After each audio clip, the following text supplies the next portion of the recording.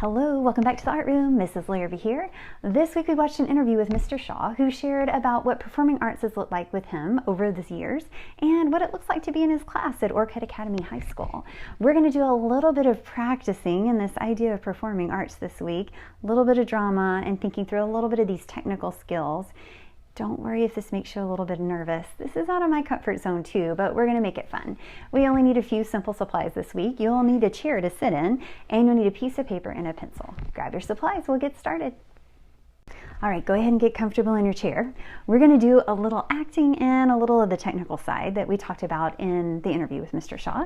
First, we're gonna start with the drama side. So this is a part where we're performing, we're acting, we're using our body and our words to show what we mean, what we're doing.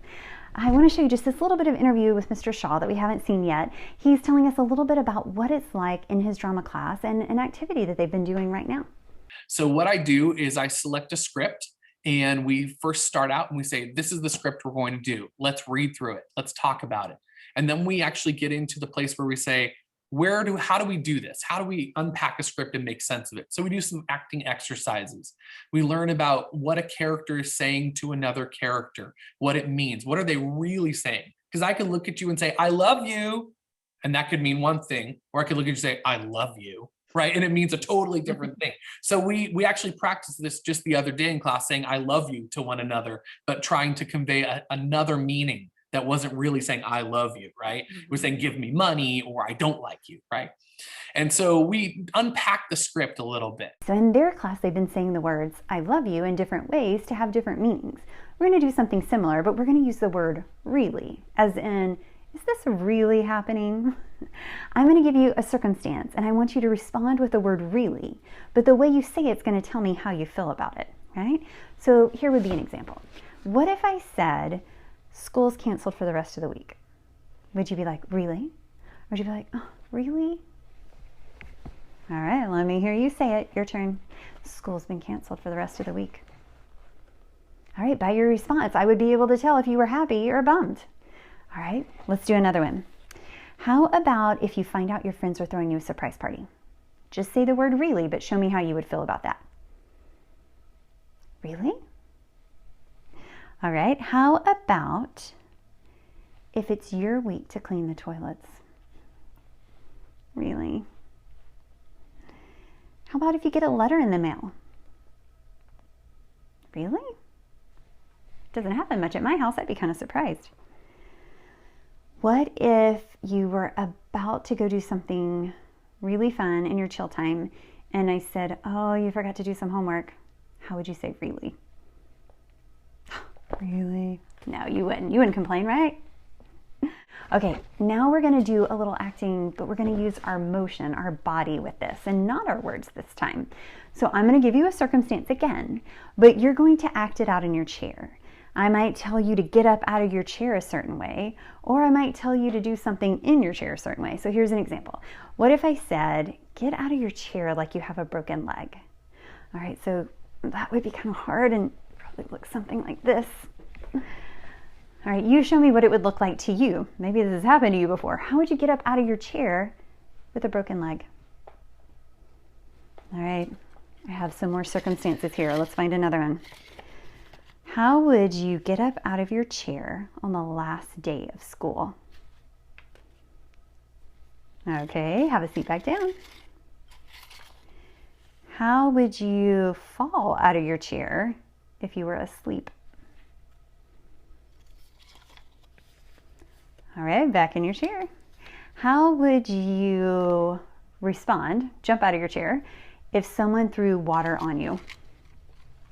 I wish I could see that one. I bet you guys are funny. That was a broken leg one. How would you get up out of your chair if you were still playing a video game? I bet some of you have done that before too.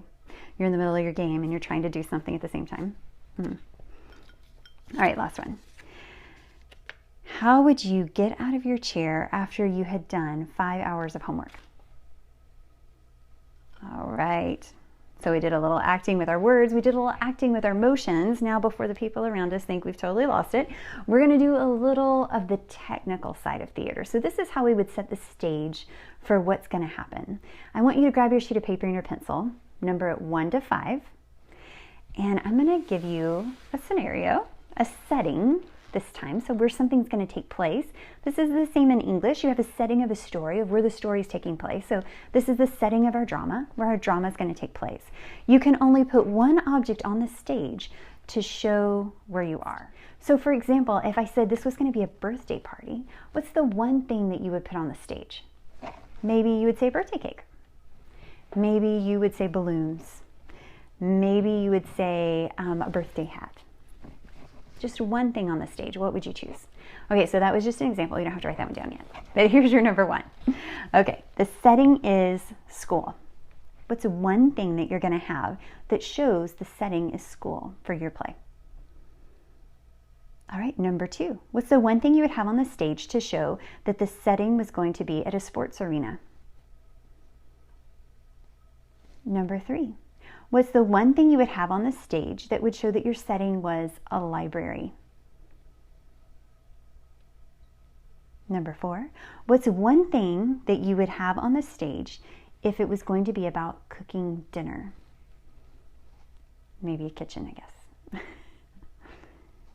What's the one thing you would have on the stage for number five if the person owned a dog? Okay, so you should have 5 objects written down, one for each of those settings or those actions. Okay, so now we're going to go back up to number 1, and instead of thinking about an object, we're going to think about a sound. From the interview, Mr. Shaw shared how they added the bird sound to Snow White just to help people really feel like they were in the setting of a forest. So I want you to think of one sound that you're going to add. So we're going to do the same 5 settings, but we're going to be adding sound this time. So you put one object for school. Now I want you to think of one sound that would mean school. I can think of so many for this, you know, like the bell ringing or a pencil sharpener or chairs scooting across the floor. What's one sound that you would say for the setting of school? All right, number 2 was a sports arena. What's one sound that you would add to show that you were in a sports arena? What would show the volume of the room and the crowd? All right, number 3 was a library.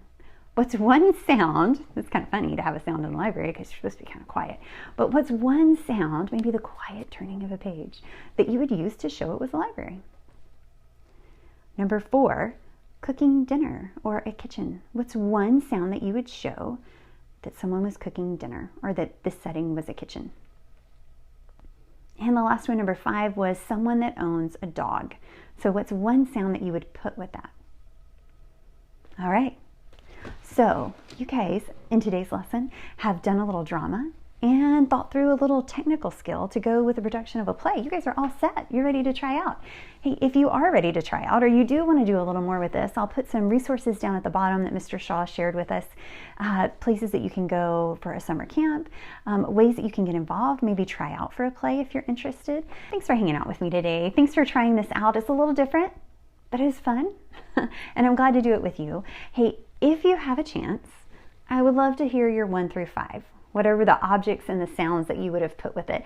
I know that you guys are really creative and you've thought of things that I wouldn't have thought of, so I would be interested to hear. I learn from you all the time too. I hope you guys have a wonderful week. I'll see you back here next week in the art room.